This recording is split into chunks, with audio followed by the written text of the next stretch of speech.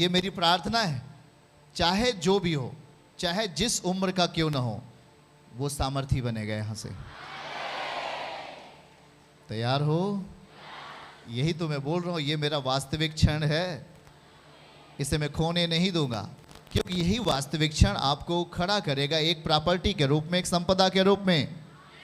जब तक सच्चाई को नहीं जानते हो, जब उस सच्चाई को नहीं समझते हो, आपके लिए कोई बिल्डिंग नहीं है, आपके लिए कोई मकान नहीं है, पर आप समझ पाते हो उसके सच्चाई को, उसके वास्तविकता को एक प्रभाव के साथ, प्रवाह के रूप में वो आपके घरों में होता है। आमीन। तब आप कह रहे होते कि मेरे प्रभु, जैसे कि पतरस ने केवल 3 शब्दों में प्रार्थनाएं की, मेरे प्रभु मुझे बचा। 3 शब्दों की प्रार्थनाएं उसे उठा ली पानी के बाहर। जब आप सच्ची वास्तविकता के साथ होते हैं तो निश्चय ही दानियल की 7 शब्दों की प्रार्थनाएं उसे ऊंचे उठा ली। आमीन कहें। याद रखो, हमारी प्रार्थनाओं का बल हमारी जुबान से किस तरीके से प्रकट हो रहा है, आज हमें उस सच्ची वास्तविकता को जानना चाहिए। आमीन। जब आप मसीहत के साथ जीते हो, हमारी लाइफ में बहुत सारी ऐसी चीज़ें आती हैं जो आपको पसंद नहीं होती हैं, आपको अच्छा नहीं लगेगा। यहाँ हम एक ऐसी बातों को करने वाले हैं कि परमेश्वर के राज्य में भी हमारे साथ परीक्षाएं होती हैं। हम उस एग्ज़ाम में कैसे पास होते हैं, परीक्षाओं को किस स्तर से हम देख रहे हैं। हमारे जीवन में हम बहुत प्रार्थना करने वाले लोग हैं, पवित्र जीवन जीने वाले लोग हैं, पर ये परीक्षाएं क्यों? याद रखो कि हमारे आपके जीवन में 2 तरीके से परीक्षाएं आती हैं।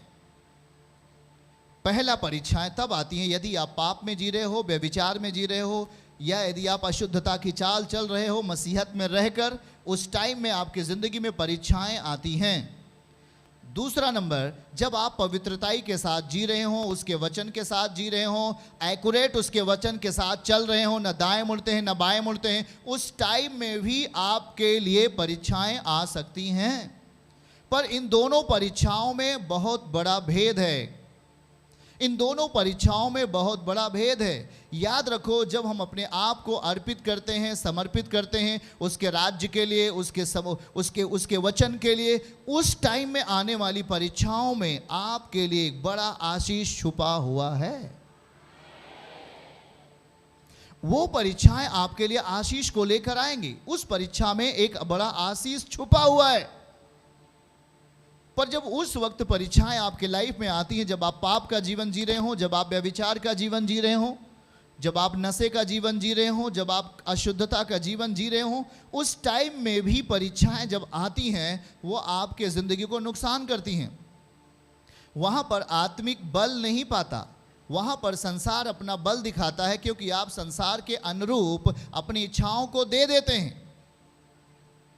यीशु आपको हर दिन कहते हैं कि यदि तू मुझ में बढ़ना चाहता है, मेरे द्वारा आशीष पाना चाहता है, हाँ, तू उन परीक्षाओं से भी बच सकता है, मैं तुझे उन परीक्षाओं से बाहर कर सकता हूं, ऐसा वचन में लिखा है। क्या आप हमारे साथ पढ़ेंगे? आप बाइबल को ध्यान से देखें और अपने डायरी में नोट करें। चलिए हमारे साथ इस वचन को हम पढ़ेंगे। हालेलुया। क्या आप साथ में हैं? परमेश्वर 1 कुरिन्थियों 10:13।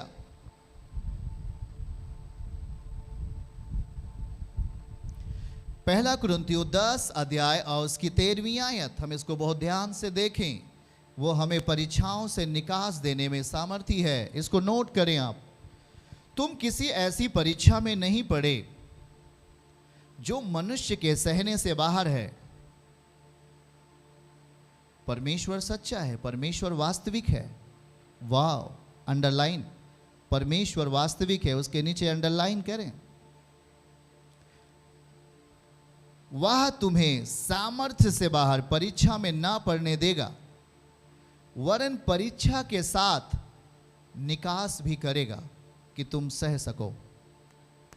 हालेलुया। क्या आप यहां हैं?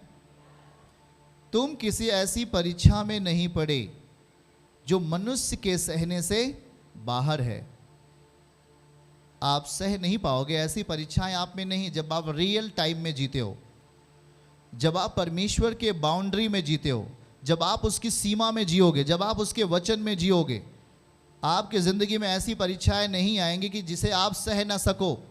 वो कह रहा है कि परीक्षाएं आती हैं जब आप परमेश्वर के रियल टाइम में जीते हो, उसके वचन में जीते हो। परीक्षाएं इस घड़ी आती हैं, पर वह कह रहा है कि वह तुम्हें सामर्थ्य से बाहर परीक्षा में ना पड़ने देगा, वरन परीक्षा के साथ वो निकास भी करेगा।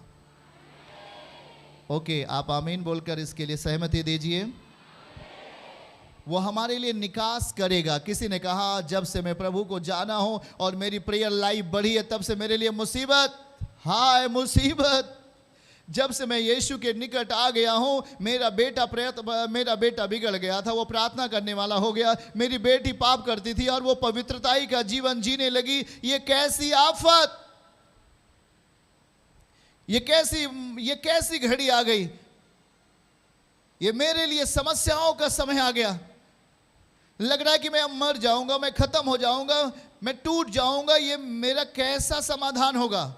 शायद उस समय आपका परीक्षा, शायद उस समय आपकी प्रेयर लाइफ बहुत अच्छी है। आप वचन को एक्यूरेट अपने जीवन में पूरा कर रहे हो, जैसा बाइबल में लिखा है, जैसा पवित्र शास्त्र में लिखा है, सेम वैसे ही करने का अभ्यास कर रहे हो। आप परीक्षाओं के लिए चले जाते हो। टेंशन नहीं लें, निकास होने जा रहा है। याद रखो, हम उस पल को याद करें जब यीशु मसीह बपतिस्मा लेकर के पानी से ऊपर आया और वो आत्मा उसे जंगल में लेके गया कि नहीं। उस टाइम में शैतान ने यीशु मसीह की क्या लिया? परीक्षा लिया। बताओ, क्या वो परीक्षाएं प्रभु को नुकसान कर सकी? क्या यीशु मसीह के आत्मिक बल को परीक्षाएं तोड़ सकी? क्या उसे दूषित कर सकी? परंतु यीशु मसीह ने बड़े दृढ़ता पूर्वक उस पवित्रताई के साथ, सच्चाई के साथ उस वचन को प्रस्तुत किया शैतान के सामने। शैतान हार कर चला गया। बाइबल कहती है शैतान वहां से चला गया। कारण, परीक्षाएं आती हैं जब आप एक वास्तविक जिंदगी जीते हो। परीक्षाएं आती हैं जब आप पाप का भरा जीवन जीते हो। परीक्षाएं दोनों तरीके से आती हैं, पर क्या आप उन परीक्षाओं में किस तरीके से निकास ढूंढ रहे हो, यह आपको मालूम होगा, मुझे नहीं। परमेश्वर कहेगा तुझे पता है किस तरीके से आप अपने आप को प्रभु के सामने प्रस्तुत कर रहे हो। याद रखना इस बात को कि वो सुधार चाहेगा कुछ आपके जीवन के लिए। आमीन। जब आप यीशु के पास आओगे, वो आपके लिए कुछ अच्छा सोचेगा। जब आप यीशु के निकट होंगे, वो आपके लिए कुछ बेहतर सोचना चाहेगा, और उस बेहतर वस्तु के लिए आपकी जिंदगी में परमेश्वर अपना वास्तविक वचन देता है।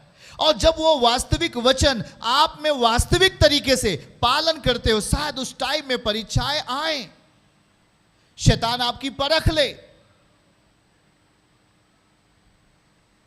पर जब आप अपने आप को स्टैंड रखोगे, जब आप अपने आप को परमेश्वर के वास्तविकता में बना के रखोगे, उस पर धूल और मिट्टी जमने नहीं दोगे और कहोगे कुछ भी हो जाए, पर मैं परमेश्वर का वचन नहीं छोड़ूंगा।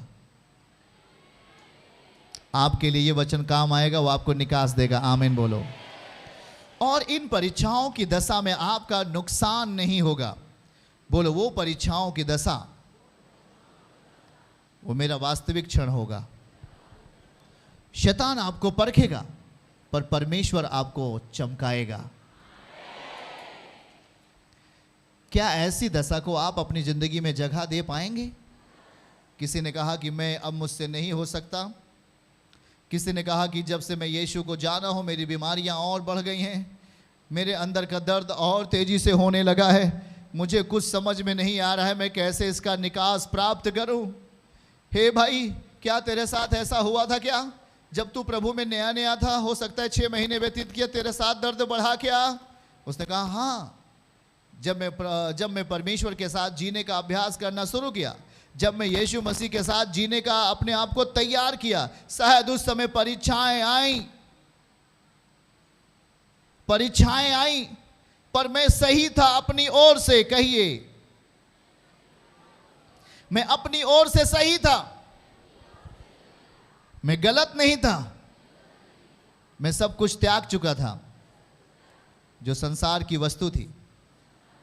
अब मेरे पास यीशु की वस्तु थी। उस दशा में जो परीक्षाएं आ रही हैं आपको ऊंचा उठाएंगी यीशु के नाम में। सुनो सुनो, आज अद्भुत होगा मेरे लिए। बहुत लोगों ने कहा कि ये कैसा है, ये कैसे है, ये कैसे हो गया। मेरा बेटा तो अभी ठीक था, लेकिन जब से मैं प्रार्थना करने लगी मेरे बेटे का दर्द बढ़ गया क्या? ओ मेरी बेटी की समस्या और बढ़ गई। ये कैसे है? ये कुछ अच्छा नहीं मेरे लिए। शायद आप उस समय निराश होते हैं, शायद उस समय आप दुखी होते हैं, पर वचन एक बात कहता है, अपने अंदर झांक कर देख। पौलुस कहता है, क्या तू विश्वास में है कि नहीं? अपने आप को परख। ये वचन इसी बात के लिए कहा पौलुस ने, अपने आप को परख, क्या तू विश्वास में है क्या? जब आप अपने आप को डेली इस बात को देखते हैं, क्या तू विश्वास में है क्या, अपने अंदर झांक कर देखते हो क्या तू विश्वास में है क्या, तो याद रखो जो परख शैतान आपके ले रहा है वहां पर आपका हानि नहीं, वहां आपका फायदा होने वाला है यीशु के नाम में। कभी इस बात को लेकर आप अपने आप को नीचे मत लेके जाओ, पर यदि आप सही हो, अपने आप को विश्वास के स्तर पर रख रहे हो, अपने आप को वचन के स्तर पर लेके चल रहे हो, अपने आप को वास्तविक दुनिया में लेके जा रहे हो, आपको डरने की जरूरत नहीं। वो परीक्षाएं आपके लिए कुछ नहीं कर सकती, वहां आपके लिए निकास होगा। चर्च की सभी प्रार्थनाओं को और परमेश्वर के दास के द्वारा टीचिंग सुनने के लिए और अपडेट्स को जानने के लिए हमारे इस चैनल को सब्सक्राइब करें और साथ में बेल आइकन को दबाएं, ताकि जब भी लाइव प्रार्थना हो तो सबसे पहले आप देख सकें।